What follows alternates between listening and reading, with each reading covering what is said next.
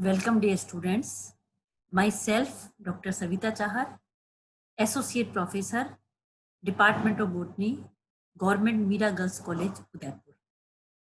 Today we are going to study the modifications of dihybrid ratio.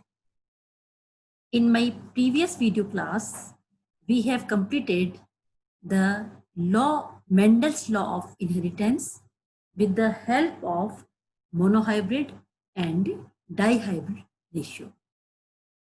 Dear students, अभी तक जो हमने पढ़ा मेंडल्स के जो लॉ थे, law of segregation and law of independent assortment, दोनों ही लॉ को हमने मोनोहाइब्रिड क्रॉस और डाईहाइब्रिड क्रॉस के अनुसार पढ़ा। मेंडल ने जो पाइसम सटाइवम प्लांट चुना, उसमें डाईहाइब्रिड क्रॉस के दौरान मेंडल ने पाइसम सटाइवम के दो प्रकार के पौधे, जिनमें एक पौधे के अंदर पीले और गोल बीज बनते थे और दूसरे प्रकार के पौधे में हरे और झुर्रीदार बीज बनते थे, उनमें क्रॉस करवाया। और अभी तक हमने ये अच्छी तरह समझ लिया कि इस प्रकार के क्रॉस में जो डाईहाइब्रिड क्रॉस है, जिसमें दो पेयर कॉन्ट्रास्ट कैरेक्टर लिए थे मेंडल ने, उसमें F1 जनरेशन के अंदर सारे ही पौधे पीले और गोल बीज वाले थे, और जब मेंडल ने F1 जनरेशन के पौधों को सेल्फ पॉलिनेशन करवाया तो F2 जनरेशन में या सेकंड फीलियल के अंदर 4 प्रकार के पौधे प्राप्त हुए, जिसमें जो रेशियो था डाईहाइब्रिड क्रॉस का, जो क्लासिकल रेशियो था मेंडल का, वो था 9:3:3:1, जिसमें 9 प्रकार के जो इस रेशियो के अंदर जो 9 प्रकार के पौधे थे वह पीले और गोल बीज वाले थे, 3 प्रकार के पौधे पीले और झुर्रीदार बीज वाले थे, 3 पौधे पीले, 3 पौधे हरे और गोल बीज वाले थे, तथा 1 प्रकार के जो पौधे थे वह हरे और झुर्रीदार बीज वाले थे। इसके आधार पर मेंडल ने स्वतंत्र अपव्यूहन का नियम बनाया, जिसे इंग्लिश में अपन क्या कहते हैं, लॉ ऑफ इंडिपेंडेंट असॉर्टमेंट कहा जाता है। तो इसके अनुसार क्या था कि जीन, जैसे एक जीन है उसके 2 एलील होते हैं। उदाहरण के लिए एक जीन डाईहाइब्रिड क्रॉस में कौन सा है, जो सीड है उसके कलर का है, और इस कलर के 2 एलील हैं, एक पीला और एक हरा एलील। तो इसी प्रकार से जो सीड का शेप है गोल और झुर्रीदार, ये दूसरे जीन के 2 एलील हैं। तो मेंडल के अनुसार F1 जनरेशन में ये सारे जो 2 जीन के 4 एलील साथ में तो आ जाते हैं, लेकिन F1 जनरेशन में जब गैमेट बनते हैं उस समय ये एक दूसरे से इंडिपेंडेंट, स्वतंत्र हैं।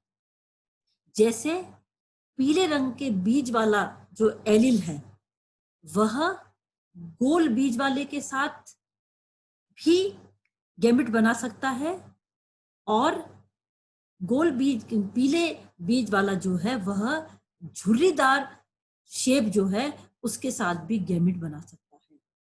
इसी तरह से जो हरा बीज है वह गोल बीज वाला जो एलील है उसके साथ गैमेट बना सकता है या झुर्रीदार बीज के साथ गैमेट बना सकता है। और ये मतलब क्या है कि पूर्णतः यह स्वतंत्र है, गैमेट बनते समय कोई भी किसी के साथ जा सकता है। इसके अनुसार क्या था कि मेंडल का जो रेशो था वह 9:3:3:1 आया। और ये बात भी अभी तक हमने अच्छी तरह समझ ली कि जब मेंडल ने अपना काम को प्रकाशित किया था उस समय तक लोग जीन के बारे में, क्रोमोसोम के बारे में, डीएनए के बारे में नहीं जानते थे। इसलिए जो मेंडल का जो वर्क था वो ज्यादा पॉपुलर नहीं हुआ, लोगों को समझ में भी नहीं आया और मेंडल की डेथ हो गई। लेकिन सन 1900 के अंदर अलग अलग 3 देशों के 3 वैज्ञानिक स्वतंत्र रूप से जब कार्य कर रहे थे, उन्होंने देखा कि ये वाला जो काम है ये तो पहले भी हो चुका है, और उसके बाद में उन्होंने उन तीनों वैज्ञानिकों ने मेंडल्स के जो लॉ थे उनकी पुनः खोज की। और इसके बाद 1900 शताब्दी के बाद में हाइब्रिडाइजेशन पे, ब्रीडिंग पर कई सारे एक्सपेरिमेंट हुए। लेकिन बाद में ये जो देखा गया कि मेंडल के जो डाइहाइब्रिड रेशो था, जैसे 9:3:3:1, ये क्या क्लासिकल रेशो कहलाता है। इस प्रकार का रेशो जो है कई बार कई एक्सपेरिमेंट के अंदर, कई प्लांट के अंदर, कई एनिमल के अंदर ये वाला रेशो नहीं आता है। इसके बजाय कई बार 9:7 का रेशो आ जाता है, या कई बार 9:3:4 का रेशो आ जाता है, या 15:1 का रेशो आ जाता है। इसी तरह मोनोहाइब्रिड क्रॉस का जो रेशो था, फिनोटिपिक रेशो जो था मेंडल का, वह था 3:1। वो रेशो भी कई बार चेंज आता है। तो जो मेंडल के जो क्लासिकल रेशो थे मोनोहाइब्रिड क्रॉस के और डाइहाइब्रिड क्रॉस से के, उससे अगर कोई परिवर्तन आता है तो these changes are called modification of dihybrid cross or dihybrid ratio or deviations from Mendel's dihybrid ratio। अब ये जो मॉडिफिकेशंस हैं या जो डेविएशन है मेंडल के डाइहाइब्रिड रेशियो से या मोनोहाइब्रिड रेशियो से, ये क्यों होते हैं? इस पे कई सारे एक्सपेरिमेंट किए गए और बाद में ये देखा गया कि जो मेंडल का जो नियम था स्वतंत्र अपव्यूहन का या लॉ ऑफ इंडिपेंडेंट असॉर्टमेंट का, वो सभी ऑर्गेनिज्म में सही नहीं पाया गया। और ये देखा गया मेंडल के अनुसार क्या था कि एक जीन के 2 एलील हैं, F1 जनरेशन में साथ में आ जाएंगे, लेकिन F1 जनरेशन के पौधों में गैमेट बनते समय ये बिल्कुल स्वतंत्र हो जाते हैं। लेकिन बाद में ये देखा गया कि ऐसा नहीं है। कई बार दोनों एलील एक दूसरे पर भी प्रभाव डालते हैं, वह स्वतंत्र नहीं होते। और ये जो प्रभाव है इसे जीन इंटरेक्शन कहा जाता है। मतलब जो जीन है या जो जीन्स के एलील हैं वह क्या है, आपस में इनका इंटरेक्शन होता है, जिसे अपन हिंदी में अन्योन्य क्रियाएं कहते हैं, अन्योन्य क्रियाएं कहते हैं, वह पाया जाता है। अब जीन इंटरेक्शन जो है वह 2 प्रकार का होता है। एक होता है इंट्राजेनिक और इंटर एलिलिक जीन इंटरेक्शन। और तो इंट्राजेनिक या इंटर एलिलिक जीन इंटरेक्शन किसे कहते हैं, इसे अपन पहले समझ लेते हैं। In intragenic there is interaction between 2 alleles of a gene, so deviations are from pattern of Mendelian inheritance are observed. The best example of such type of interactions are incomplete dominance, codominance and lethal gene. Dear students, जब मैंने आपको incomplete dominance के बारे में बताया था और उस समय मैंने आपको ये बात बताई थी कि उस समय मैंने आपको इनकम्प्लीट डोमिनेंस पढ़ाते समय कहा था कि इनकम्प्लीट डोमिनेंस के बारे में हम थोड़ा सा जीन इंटरेक्शन के समय में भी पढ़ेंगे, और आप लोगों ने उसको अच्छी तरह समझ ही लिया होगा।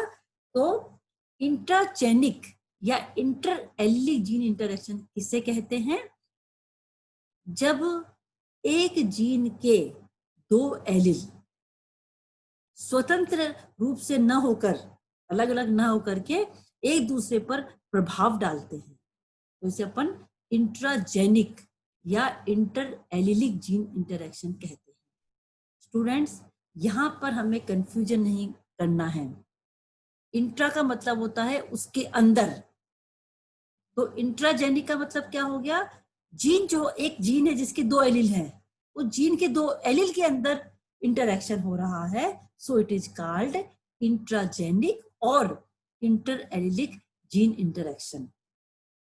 और इनकम्प्लीट डोमिनेंस का बहुत अच्छा एग्जांपल हमने पढ़ा था लास्ट मेरी वीडियो क्लास के अंदर, मिराबिलस जलापा के अंदर, जिसके अंदर मिराबिलस जलापा के दो रंग के पौधे, फूल वाले पौधे जो थे, जो एक रेड था और एक सफेद था, उसके अंदर जब क्रॉस कराया गया तो F1 जनरेशन में मेंडल के जो फिनोटिपिक जो कैरेक्टर था उसके अनुसार या तो लाल रंग के फूल होते या फिर सफेद रंग के फूल होते। लेकिन यह देखा गया कि F1 जनरेशन में मिराबिलस जलापा के जो पौधे थे उन पर गुलाबी रंग के फूल। तो इसका मतलब क्या था कि एक जो जीन है, किसका जीन है वो है फूल के रंग का, उसके दो एलील हैं, एक लाल है और एक सफेद है, और दोनों एक दूसरे पर प्रभाव डाल रहे हैं। तो the example of Mirabilis jalapa is a good example of intragenic और इंटर एलिलिक जीन इंटरेक्शन, और आप लोग अच्छी तरह से इसको समझ चुके हैं। Then second type of gene interaction is intergenic और non allelic gene interaction. When the genes located on same or different chromosome interact with one another for expression of single phenotype trait of an organism, this type of gene interaction is called non-allelic gene interaction. देखिए students, intragenic के अंदर एक gene के दो allele आपस में interaction हो रहा है, लेकिन इंटरजेनिक के अंदर देखिए जीन दो या दो से अधिक हो सकते हैं। अब जैसे मान लो दो जीन हैं तो उनके एलील कितने होंगे? 4। तो कई बार क्या होता है कि एक क्रोमोसोम पर उपस्थित दो जीन या अलग क्रोमोसोम पर उपस्थित भी अलग लोकस पे भी ये जीन हो सकते हैं, ये भी एक दूसरे पर प्रभाव डालते हैं। तो जब अलग अलग जीन एक दूसरे पर प्रभाव डालते हैं, वो चाहे एक क्रोमोसोम पे उपस्थित हो या दो पर हो, तो इसे अपन कहते हैं इंटरजेनिक और non allelic interaction of genes. So this is the interaction between two or more genes located on different loci.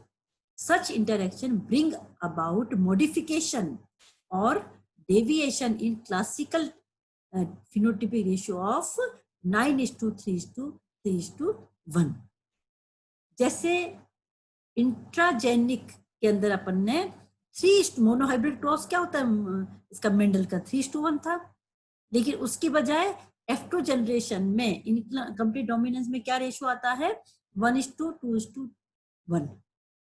इसी प्रकार से जो मेंडल का डाइहाइब्रिड क्रॉस है 9:3:3:1, उसके अंदर भी जब इंटरजेनिक जीन इंटरेक्शन होता है उसके अंदर भी अलग तरह के रिजल्ट आते हैं।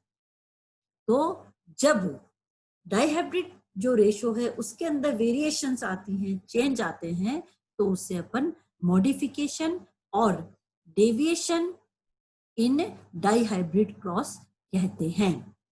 The allele of one gene can supplement with the allele of another gene और कैन इनहिबिट और modify the expression of gene.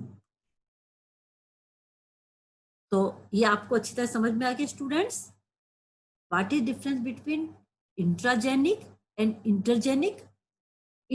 फिर समझ लीजिए अच्छी तरह से, इंट्राजेनिक के अंदर एक जीन के दो एलील के बीच में इंटरेक्शन हो रहा है, जबकि इंटरजेनिक के जो इंटरेक्शन है, जीन इंटरेक्शन है, उसमें दो जीन भी हो सकते हैं, दो से अधिक भी हो सकते हैं।